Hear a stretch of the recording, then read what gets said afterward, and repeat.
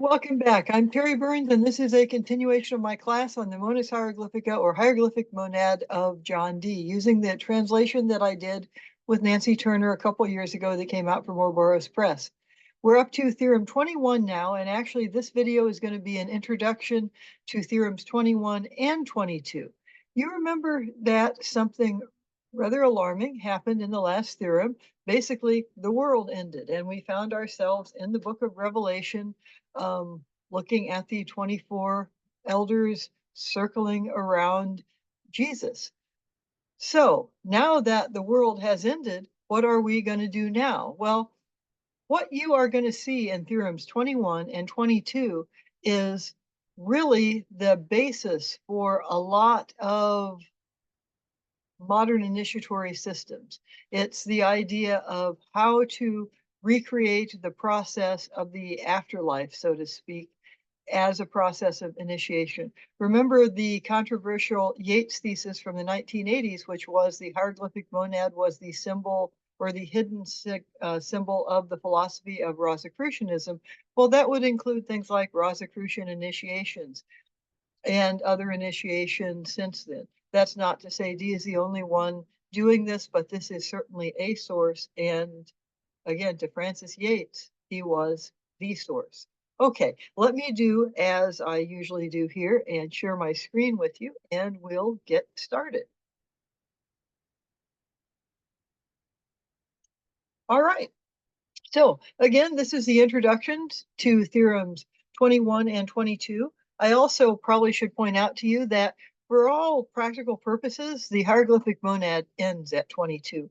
Theorem 23, which is rather long, is basically drafting instructions for how, with a compass and straight edge, to make the hieroglyphic monad, and then it also gives you some of the numbers you need to make the earlier theorems make sense. Like if you remember when I was talking about the parabola, I said, well, if the units were right and you get them in 23 and they are right, okay, so that's 23. And in 24, Dee will just say, well, most people who read this will just despair and see nothing implicitly because they don't understand it, but you will understand it. So let's go ahead and start into 21. Now, if you are just joining me right here, this isn't a video for beginners. It's kind of an advanced video. I'm assuming that not only do you know who John Dee is, but you know what the hieroglyphic monad is. You know that Dee is taking apart and putting together this little glyph, which is his symbol for everything.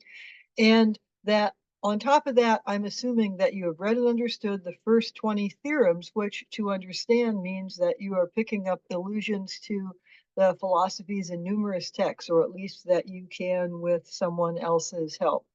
Everything from things in the Bible, like Genesis, Revelation, and a number of biblical works in between.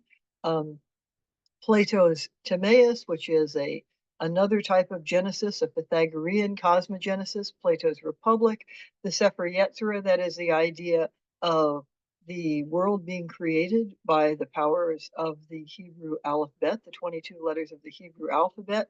You also know a particular arrangement of the Tree of Life Dee uses, which conveniently is the organization used in modern esotericism, the so-called Kircher tree, called that because Kircher has borrowed it from Dee, who borrowed it from Reuchlin, who borrowed it from Riccio, who borrowed it from Joseph Gicatilla, who was a student of the great 12th century Spanish Kabbalist Abraham Abulafia. You also know works like the Voarchidumia, the Tuba Philosophorum, or at least his allusions to them. And especially, you know how Dee wound up with a copy of the Codex Marcianus, the only known source of the works of Zosimus of Panopolis, and other works in there like the Chrysopoeia of Cleopatra or the Isis the Prophetess to her son Horus letter. Now, if you're just joining me and you don't know these things, there are 4 different playlists below to get you up to speed. I would love, love, love to have you in this course. There are few enough people in the world that I get to talk about the hieroglyphic monad with, but this is probably not the best place to jump in.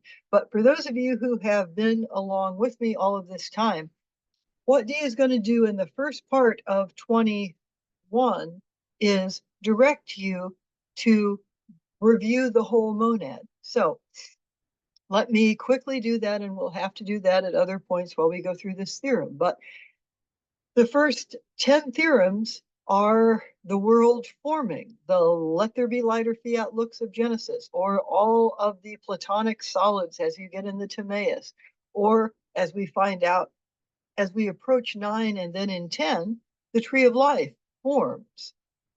And then in 11, time begins on the spring equinox, because that's when the years began in Dee's time.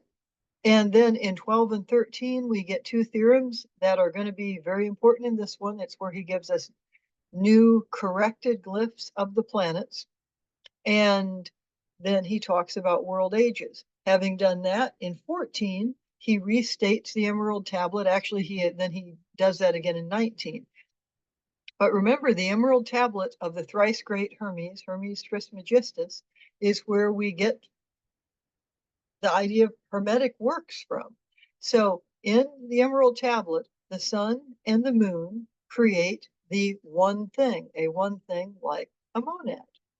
And we also get the famous saying, as above, so below, which Dee has implicitly kind of extended in Theorem 20 to as within, so without.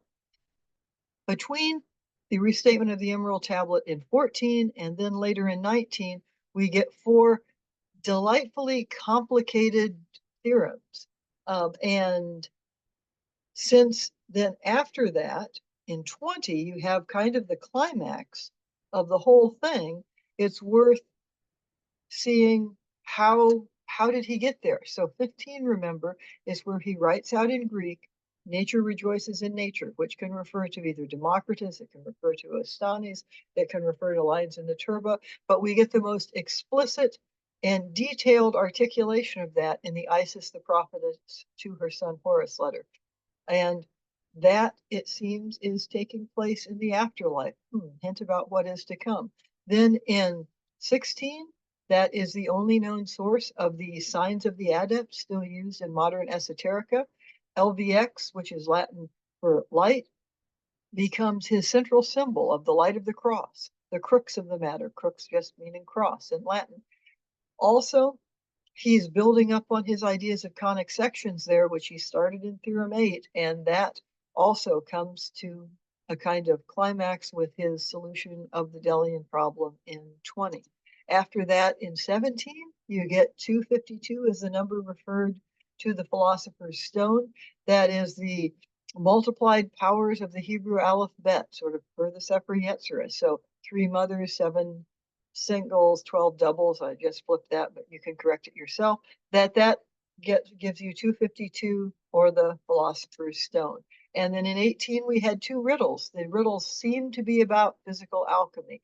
Many people have made the mistake of thinking this is about physical alchemy. But he's only using physical alchemy as a metaphor. Remember, John Dee, for all his brilliance, did not have a lot of success with physical alchemy. He was a theoretical thinker. So to solve the riddle of the egg in 18, you start going back up the tree of life to Tifereth in reverse lightning flash order. Flash, not glass, by the way. And to solve the riddle of the spiral, you're basically becoming like the light of Tifereth. Yod He Shin Vav He, or which is here the light of the scarab beetle, who is a defender of humanity.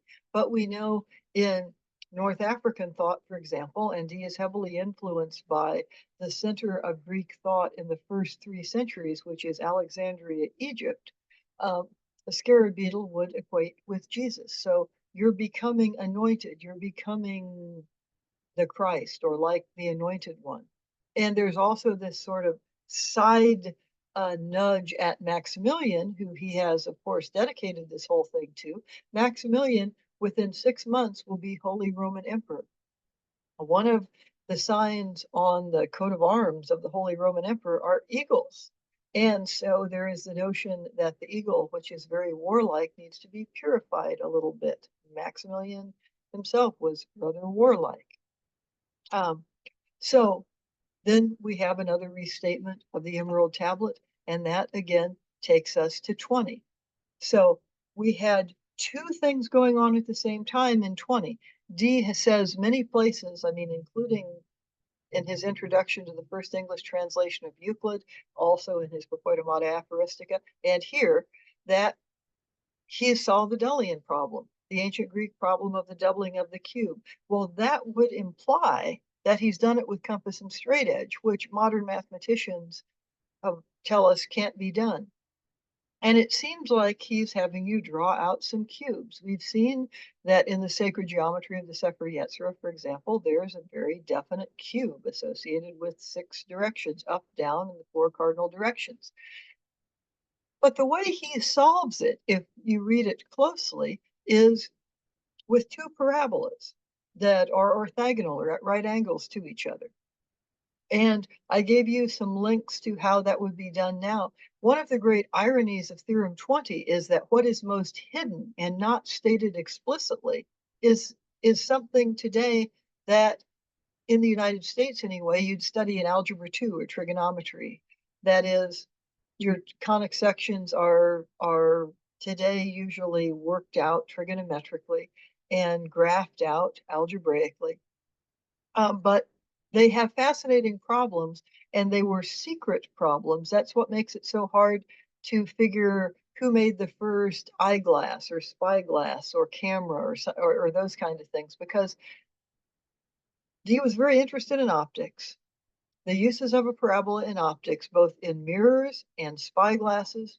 Well, and for that matter, a third thing would just be in ballistics generally, were very important, and they would be the equivalent of a military secret. So he never explicitly says that's what he is doing. He, in fact, gives you a red herring to make you think that he's trying to solve it with compass and straight edge when he isn't. But in the 2 cubes that seem like they're part of a blind, actually Dee stumbles onto something that will be tremendously important for the rest of his life in the so-called Enochian work scribed by Kelly and written down by Dee. You'll and I will do a video on this immediately after this one. You can see many parallels between what goes on in 20 and other places in the monad and what happens with the Great Table of Earth. Okay, that aside, what does happen in 20 that I'm talking about here with higher dimensions? Well, you remember he had the rectilinear cross in the first 10 theorems. He displaces a point from it. And we've also seen how that rectilinear cross, recta can mean the right angles that are in the middle, and you flip those out and you get a square. You flip it again into 3D, you get a cube. So you have this cube centered on Malkuth. The stone the builder rejected is the one that winds up at the Tiphoretic point. At the Tiphoretic point, Dee situates the book, what's going on in Book 4 of Revelation, and the cube of New Jerusalem. So you get this huge cube of New Jerusalem sharing a point with and surrounding a smaller cube of this individuated consciousness. And you get the 24 elders in Revelation, like 24 theorems here, 24 hours in a day, rotating around the Son of Man in the middle.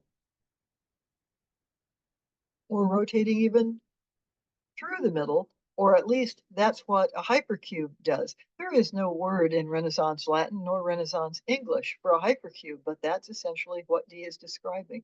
And it makes a lot of the things he does after that just energetically work really well. Okay, but that's all for my next video. For this, if this is the climax of the hieroglyphic monad, though, it's worth asking, what's he going to do to top it? After all, the world just ended. according to the symbology of the hieroglyphic monad. So should we just go home or what? There is no home. The world ended. So we need some directions to make all of this work. I want to just remind you of a common modern idea that much of so-called occult initiation is going through the process and images of the afterlife while still alive. One of many people who says that is Dion Fortune in her book, The Training of an Initiate. Or you think of the tomb of Christian Rosenkreuz used in some Rosicrucian orders. By the way, the chemical wedding of Christian Rosenkreuz, which comes out in the early 1600s, has a symbol of the hieroglyphic monad on there. That's part of the Yates thesis. And there are some initiations where you symbolically come out of the tomb that was the tomb of Christian Rosenkreuz. So this idea, and it's a very, I can't understate the profundity of this idea. That is, I'm a rather mundane person, but this idea opens so many doors, all puns intended, that occult initiation is going through a process and images of the afterlife while you're still alive. That's true whether it's a Kabbalistic path working, which is most common. In doing that, in Yesod, for example, the treasure house of images, one often sees things like, oh, well, you might ask for help from the archangel associated with Yesod, like Gabriel. You might see water there, and on the other side of the water, you might see whatever the images are you would associate with an afterlife, or with types of initiation, like a mystical mountain of Abiyegnus. You might find associations with Christian Rosenkreuz. There are what, all kinds of possibilities used by different groups of people and individual ones based on individual belief. If you can also consider the insights of some ancient Greek philosophers, and I'll put in links below to some works by Peter Kingsley on Parmenides, like The Dark Places of Wisdom and Reality. That's the name of the book, Reality, just explicating an ancient Greek poem, where it seems like what is happening as one goes into a cave is some kind of encounter that today we might associate with an afterlife. Pythagoreans might associate it with incubation. You can explore these things many, many different ways. But in these next two theorems, 21 and 22, essentially, Dee is going to outline a framework for what my friend and teacher Vincent Bridges called ceremonial alchemy. Many others would call this ceremonial or initiatory magic, group magical work that over time is going to allow an initiate to experience a version of the Tiferet energy. Now, for others, this is a purely academic or intellectual exercise. And if so, that's fine. But for people who are actually doing the work, it's a very visceral experience. It's the experience of feeling that I, as an individuated consciousness, suddenly realize and feel how I'm connected to all living things. Or if you want to be psychedelic about it, it's the kind of realization that people sometimes have in altered consciousnesses. It sometimes leads that individuated consciousness to develop a lot more empathy and compassion for others, to be willing to sacrifice more for others.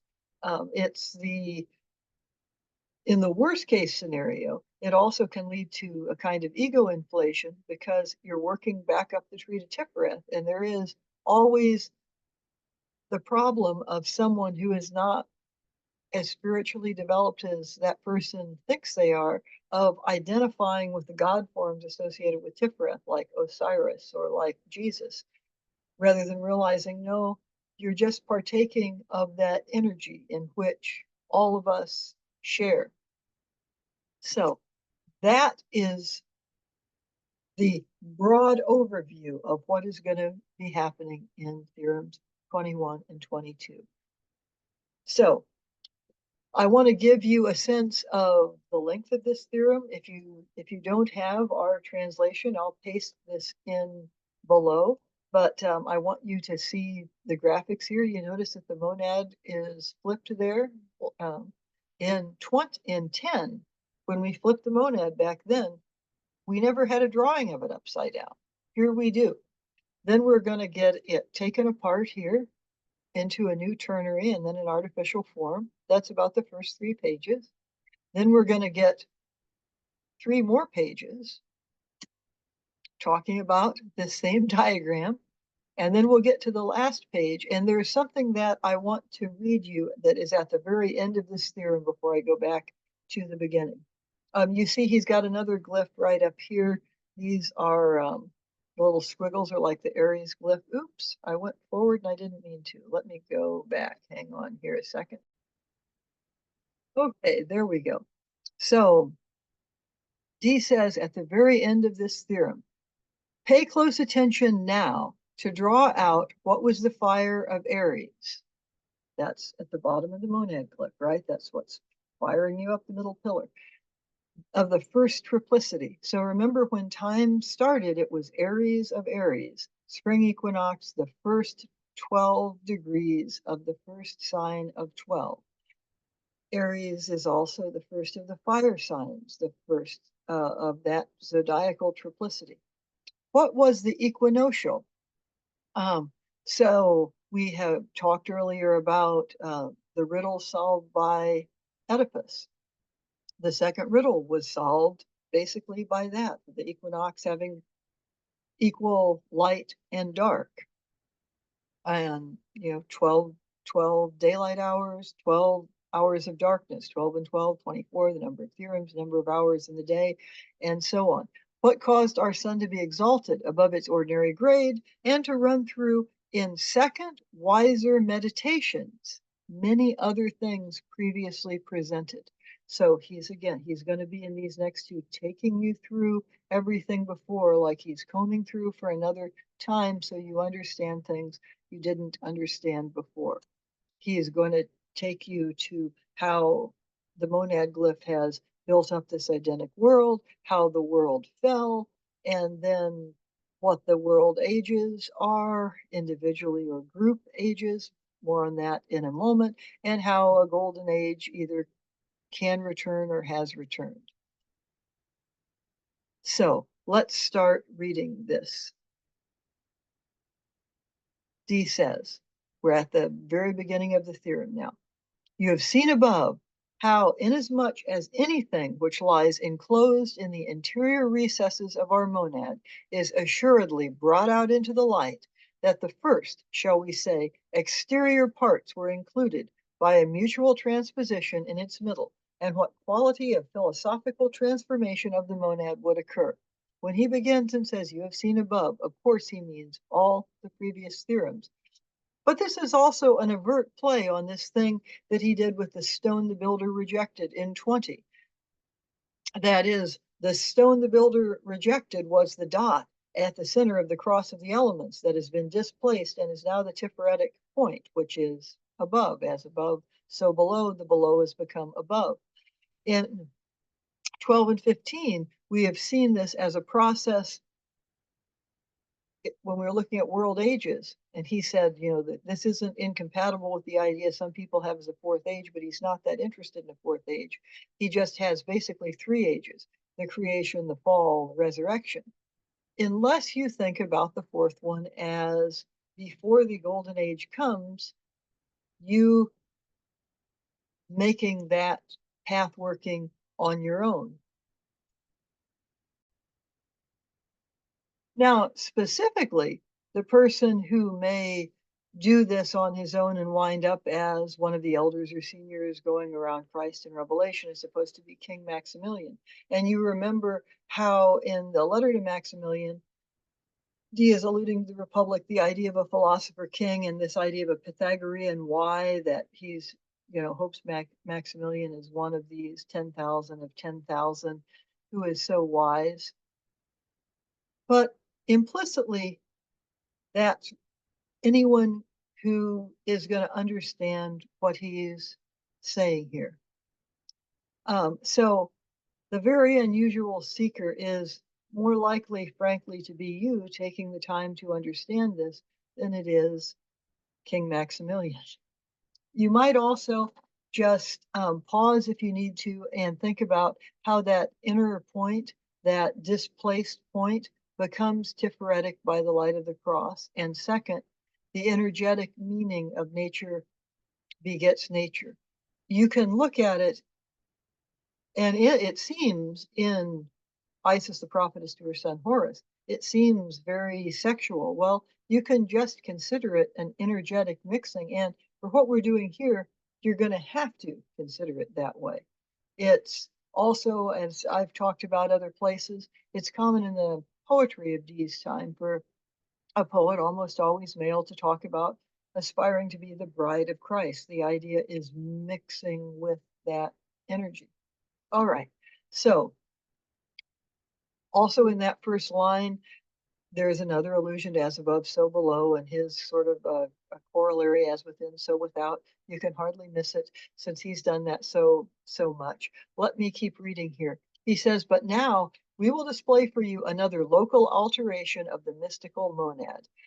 Those parts themselves, from whence we first offered our hieroglyphic symbols for the superior planets, are erected here on high, and in such a way that the remaining planets, each sorted one by one, would be solemnly chosen and placed in the site where Plato commonly ascribed it. We'll come back to Plato in a minute. But his offered there, which I put in bold, the Latin for that obtulare has the connotation of offering up to God, as if you're going to consecrate something, especially when you have it followed, as he does in the next line, with solemnly. So he's offering up his glyph basically as a sacred act. Then when he says, for Saturn, Jupiter, and Mars come together at the apex with Aries, there's the apex right there. Thus descending the cross serves Venus and Mercury. So since he's talking about interior astronomy, in case you're an astrologer and have forgotten this, his interior astrology isn't like modern interior astrology and not like the interior astrology of his day either. It's more like some physical alchemist, and we use the example of George Ripley. So it includes the so-called superior planets. Oh, here's my cat, Max. Max, yes, you are not King Maximilian and you need to go away.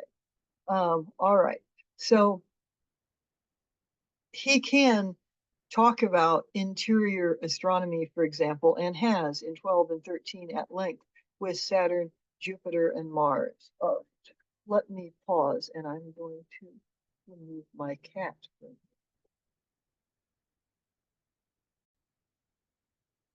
So you can also see, if you remember his glyphs for Jupiter and Saturn, how they are upside down and they're part of this symbol. If it's not immediately obvious, I'll show you again in just a minute.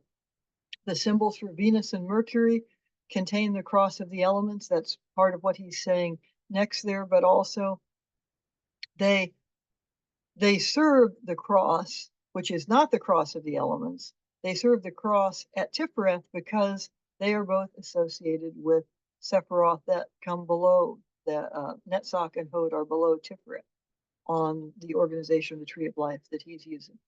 All right. Finally, there follows the sun itself, Lois, and Lois the moon. So I also want to note that just the fact that we are looking at glyphs of the planets, one could easily argue that, well, the world just ended, so are there any planets? It makes much more sense if you treat his planetary references here and throughout as references to Sephiroth or metaphors for something from physical alchemy, right? Just don't treat them as planets unless you're doing it like a true Platonist, and you really know the Timaeus well, and so you're recalling that, oh, these planets are gods and goddesses, and they're the children of gods and goddesses. So of course they're here. Gods and goddesses don't just disappear at the end of the world, do they? But even that's too complicated. Just treat them as Sephiroth. They're emanations of divine light. All right, so I said I was going to bring back those glyphs from earlier in the monad. These are the ones you saw in Theorem 12. They're important to what he is saying here. So you see his Saturn symbol and his Jupiter symbol. The Jupiter symbol where my cursor is looks very different from the one we usually use, but you put those together, they mirror each other, which was important in 13 and 20. But so you put them together so they share the same line, flip them upside down, and you get this thing at the top here. Remember also back in 12, we had several different symbols for Mercury. There's one, there's two, there's the third one, and the whole Monas glyph is that. We also did that exercise where we were projecting some of these symbols onto the Tree of Life. Mars, Venus, and Mercury all were projected onto the Tree of Life. So there's going to be some permutations like that going on here too. The last thing is, we know that Dee does sleights of hand. We saw that with the Delian problem. He's sort of hinting as though he's doing it with compass and straight edge. He's not. He's doing it with parabolas. He does this many other places. He doesn't lie exactly. He just implies he's doing something differently. So it was important in 12 that these planetary glyphs are made up of parts of the symbol for the sun and the moon, not only for the reason that the sun and the moon create the one thing, but surely that's part of it. So this upside down part of the moon, you remember, well, it's not upside down part of the moon, it's the whole glyph that's upside down, but this semicircle we see in the Saturn, Jupiter, and Mercury glyph. Whereas the moon, the sun, which is a whole circle, you see here in Mars, Venus, and Mercury. But since the Aries symbol is also made up of semicircles, couldn't you just say all of these are made up of Aries? Sure you could, because the only difference between this semicircle associated with the moon and the two up here associated with Aries is that these are half the size. And if you fold them over, then you get a circle, two semicircles, you get a circle. That's not hard. Now, hold that thought, because that's going to be important before we're done with this video. The other thing is, speaking of Dee and sleights of hand, is you see the monad glyph flipped here. You didn't see it in 10. You just had to have that kind of insight. And as I mentioned, when the second printing of the Latin Monas Hieroglyphica came out, the Frankfurt edition, they put a flipped monad on the back as if, nudge, nudge, flip the monad, once you realize how it is connected to the tree of life. So as the world is forming, this reaches up to the supernals, right? Here's the upper Sephiroth. Then there is the sun. There's Hod and Netzach, and then Yesod pointing down, but there's no dot of earth. Why? Because the idea is that as the energy manifests, Hokmah Bina, then it gets formed from Bina and comes through dot and manifests the middle pillar. As soon as earth forms, it polarizes and you have the fall. So we have grown used to, from 11 on, treating the monad right side up and looking at the little Aries glyph down here as like the fire, spiritual fire, secret fire, metaphoric fire, firing you up the middle pillar of the tree of life. But there's something else that could be going on here. What if you didn't have, some chatty person on YouTube telling you, oh, this is where you need to flip the monad? Well, then you could become quite puzzled, right? And you could get to Theorem 21 and see this flip monad and suddenly think, oh, that's what I should have done back there. It seemed like there were some Kabbalistic things, but okay, now I get it. So when Dee says these next few lines, basically what he's doing is, in my humble opinion, kind of talking while he's giving you a chance to figure out why on earth has he flipped the monad here. And you realize that in an Edenic state, it's flipped, and now you're trying to create that state for at least you individually, and so it's flipped again. So he says, perhaps these things should be aired in another place. Yet I did not wish to conceal the philosophical treasures of our monad, and I wanted to provide a calculation for and consideration about why we have guided the monad into this changed position. So in fact, I am briefly explaining this position because you will yet see and hear greater things, which I know will be of interest to you.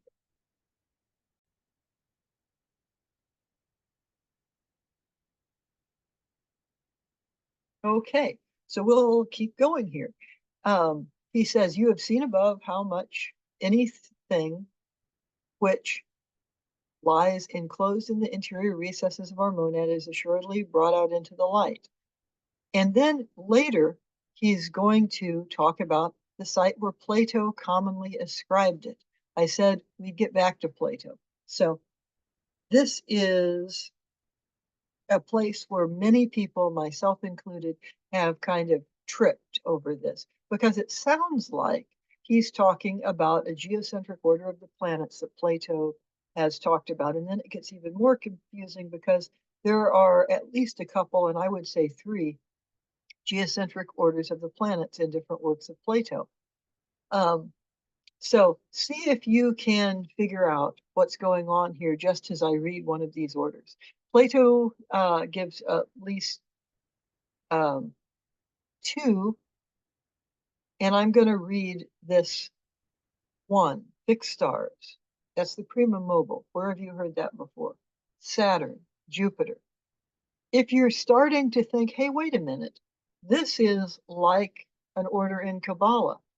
Fixed stars, Chokmah, Saturn, Bina, Jupiter, Kesed, Mars, Geburah.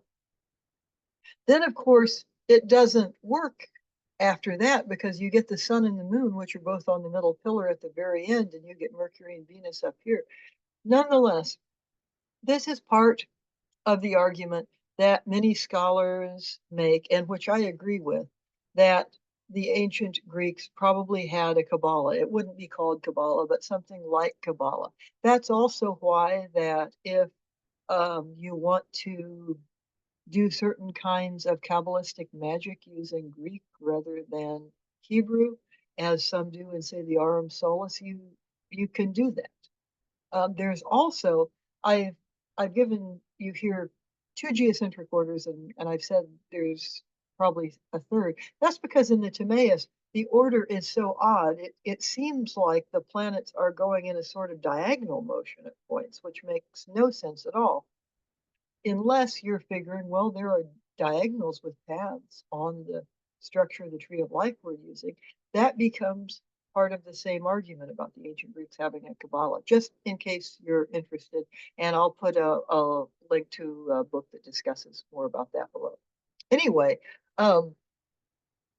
the way that the orbits are described in Timaeus is also where you get all these fractions, and it's right above where you get the discussion of the human body. But in Timaeus, just like the biblical book of Revelation, we also get a metaphoric description of the end of time. Now, in the Timaeus, that's when all the orbits are going to line up.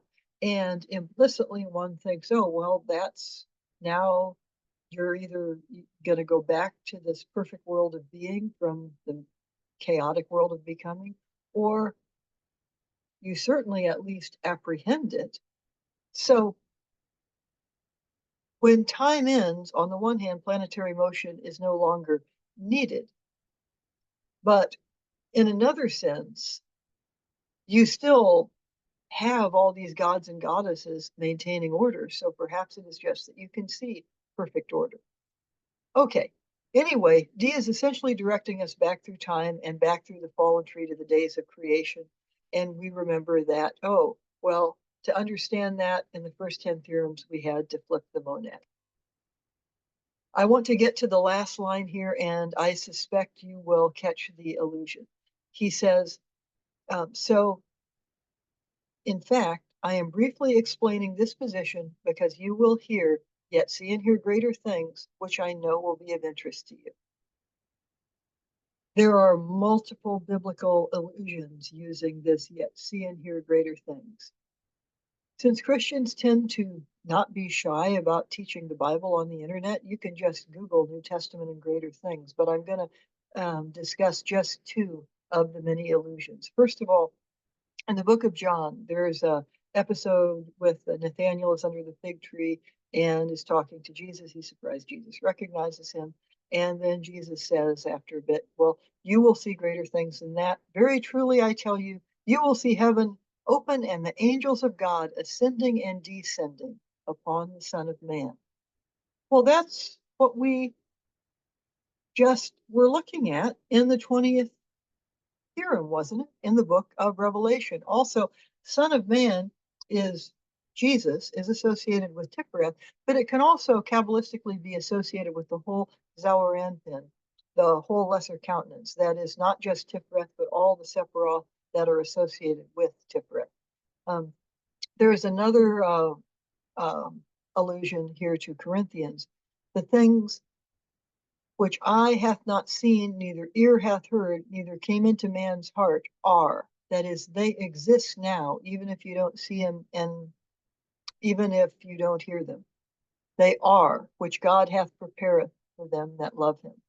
So this is very important to mystical Christians and important to Dee's anagogical explanation of the monad, that these things in Revelation they're symbolically described there as the apocalypse of Revelation of St. John, but they exist now,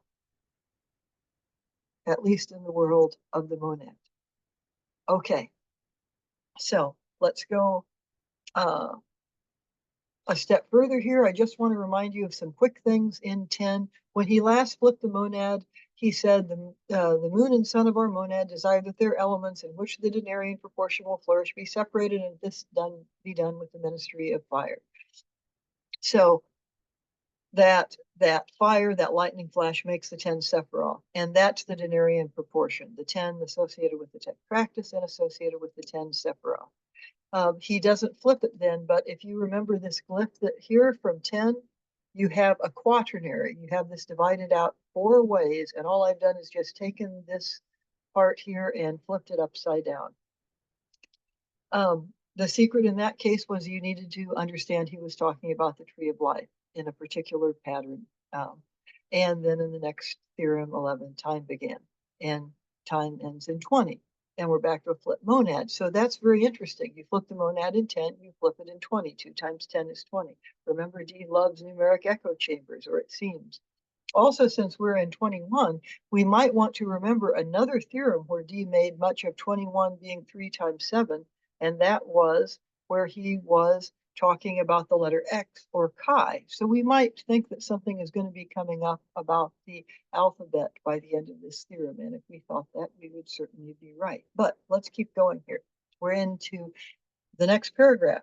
All right, and he says, let us therefore divide the monad in this new location into its anatomical members B, D, and C.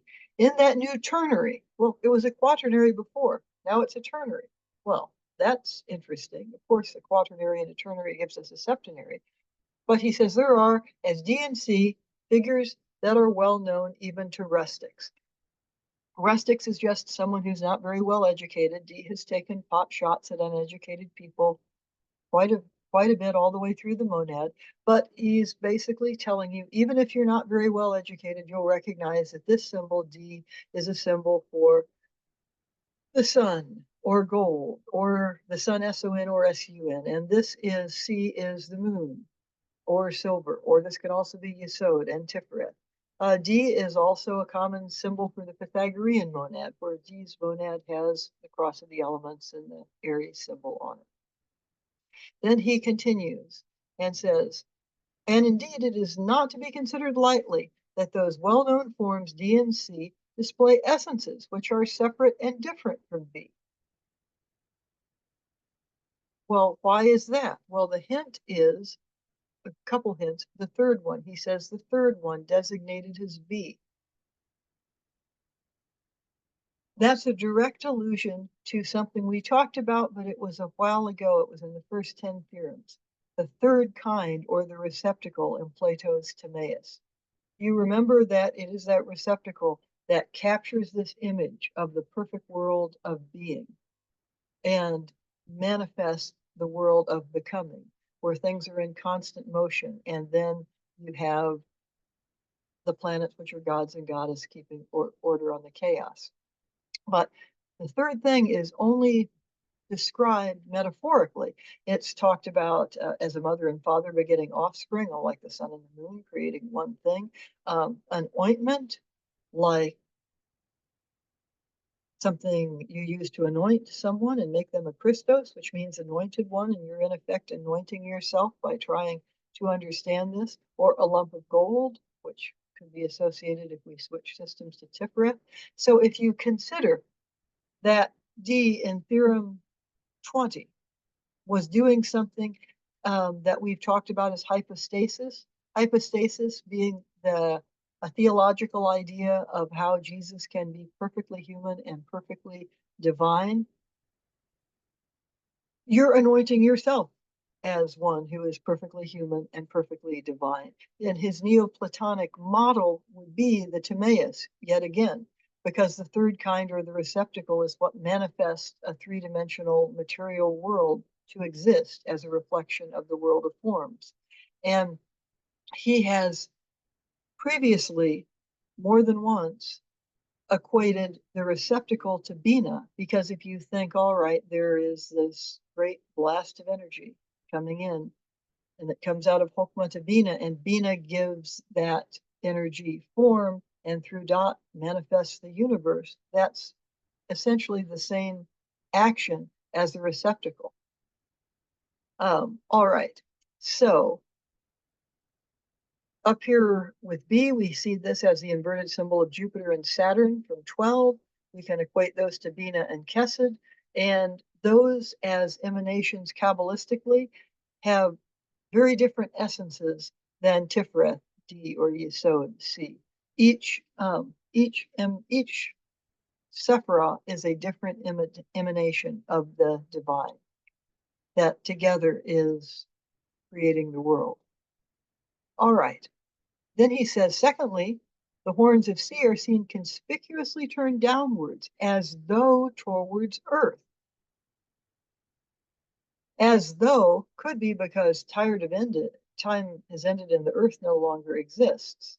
But since we're here, maybe it means that we are trying to understand this sort of outside of temporality.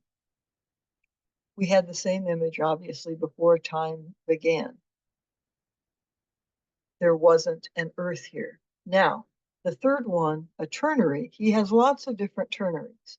He also has, of course, the Holy Trinity as a ternary. He also has had body, soul, spirit, or body, mind, spirit as ternaries. So if you are doing this path working, you're assuming your body is in Malkuth. Like, say hello, Max. Like we are here in Malkuth, but our spirits are aspiring to the Tiferetic. So the horns here are looking down at human creation and the physical world, but are not really a part of it. It's not the field of view that we're interested in. The center of the sun is going to illuminate the moon. The light of the middle pillar flows down through Tiferet to Yesod. So it is obvious that D, in whose center alone is seen that point, which is truly terrestrial. Oh, how is this point now terrestrial? I thought the cross of the elements was terrestrial. Well, it's terrestrial because this point here, which would be Malkuth, we're just not that interested in. Our feet are kind of there. But the stone the builder rejected is moved up to that Tiferetic point.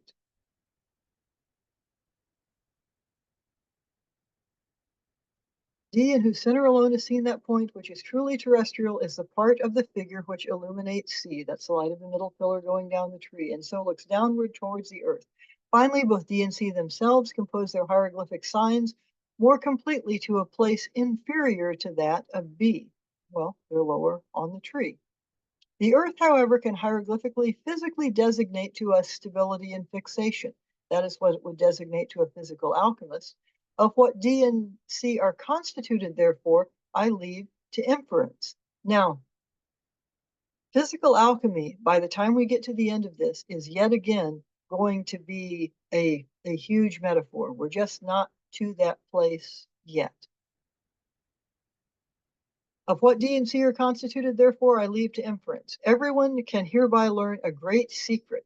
Henceforward, from our prior statements about the sun and moon, and from the lunar horns raised high, a fuller and most necessary interpretation can be recovered. But enough of this.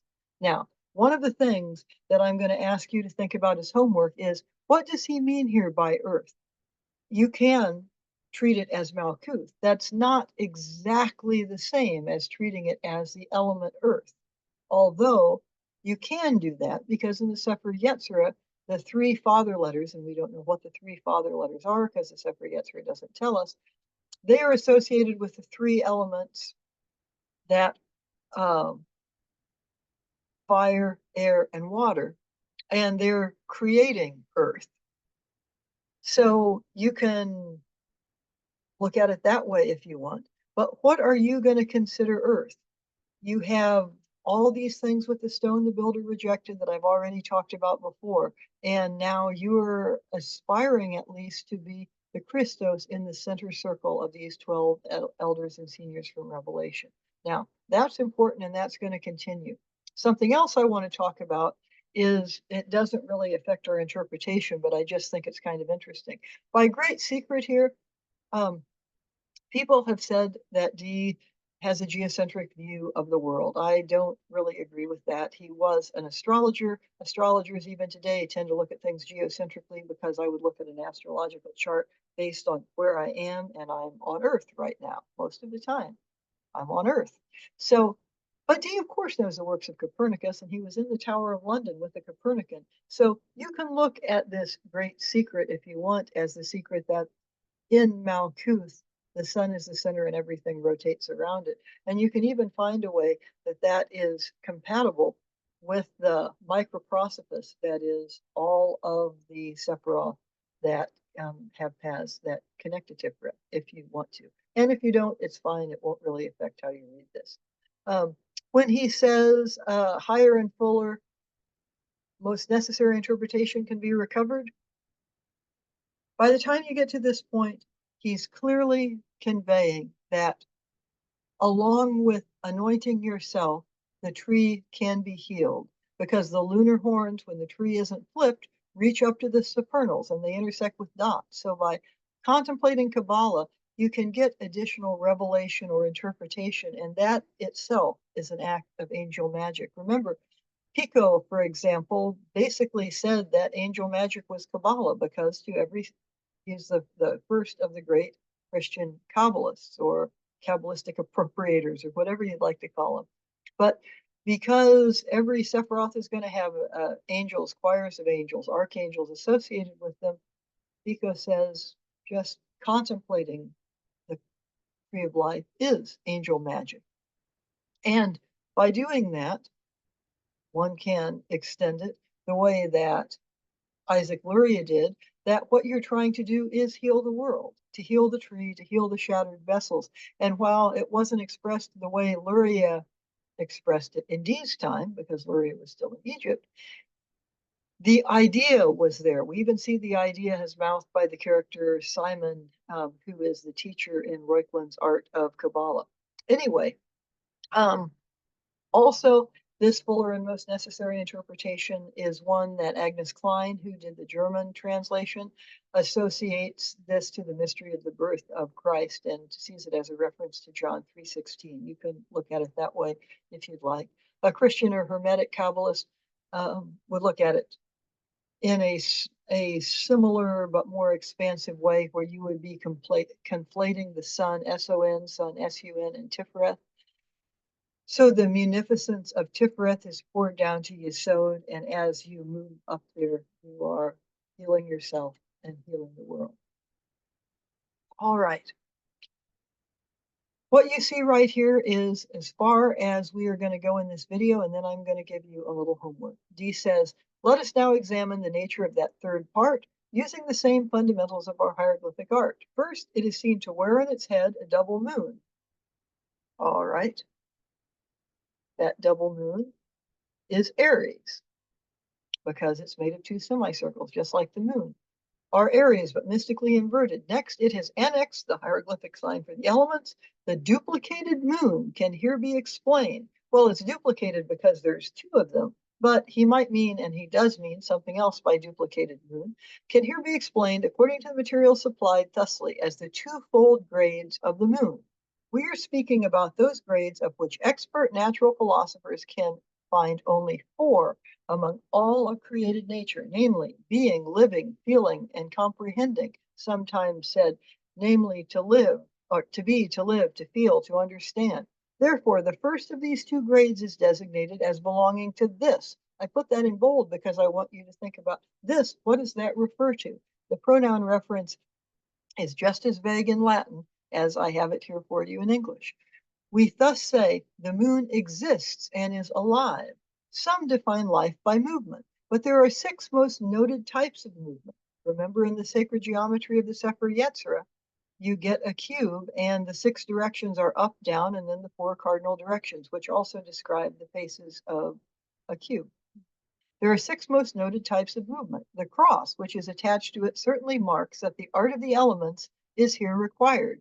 Moreover, we have very often proposed in these theorems that the half circle is the hieroglyph of the moon, and the whole circle signifies the sun. But there are 2 half circles here, separate, yet with a common coupled point, that is, in that glyph of Aries, which when aptly conjugated, as indeed they may be through art, conjugated, mixed energies, well, you conjugate them, you put them together like this. Now you have the sun symbol, and that's going to energetically mix with Yesod, pouring its munificence down the middle pillar, and you're trying to go up and partake of that energy, which when aptly conjugated, as indeed they may be through art, can restore the circular fullness of our sun. If we take all of these considerations together, we can produce summarily and hieroglyphically the following maxim. The moon, existing and alive, is to be managed by the magisterial art of the elements, since it has the power to represent the fullness of the sun when its half circles are joined together by art. Now, where do you see that? If you're following along and trying to understand, look at the diagram you have there, and you see that here, right in E. The 2 circles have closed together, so what you have here is a sun on top of the cross of the elements.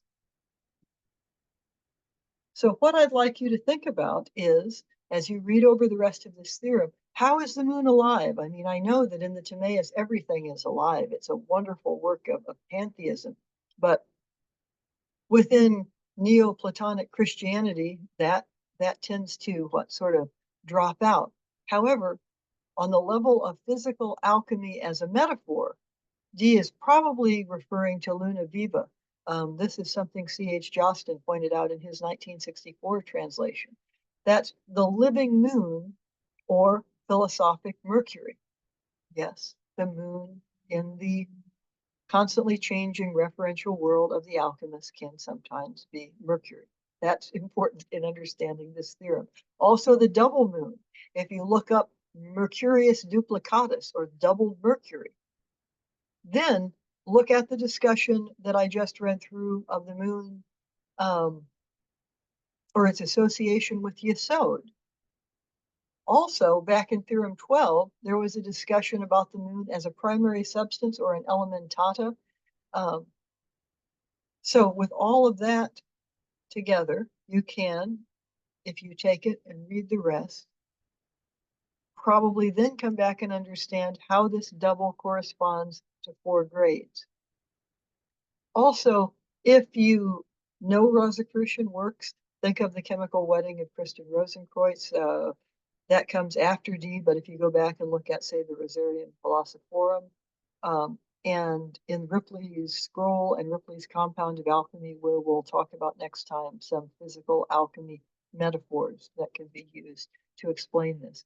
Last thing here, it seems very apparent that Dee is not following an expected order. He has B, D, C, E. Where is A?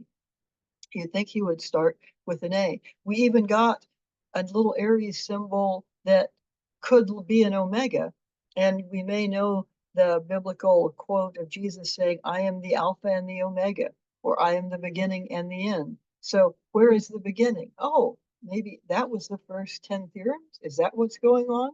Then we're going to read about E being artificial.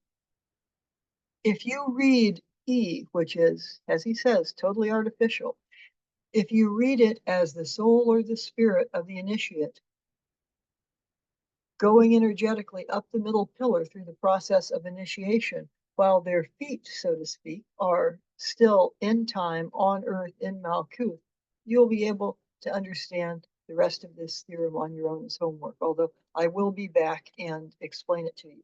But give it a try on your own. I'm not going to be back with the follow-up video on this until after the new year. The holidays are here and I want to spend some time with my family. Actually, I've been doing a lot of that and it's wonderful. But this weekend, I will be releasing another video looking at how the first 20 theorems of the Hieroglyphic Monad relate to Dee and Kelly's later Enochian work, specifically their Great Table of Earth.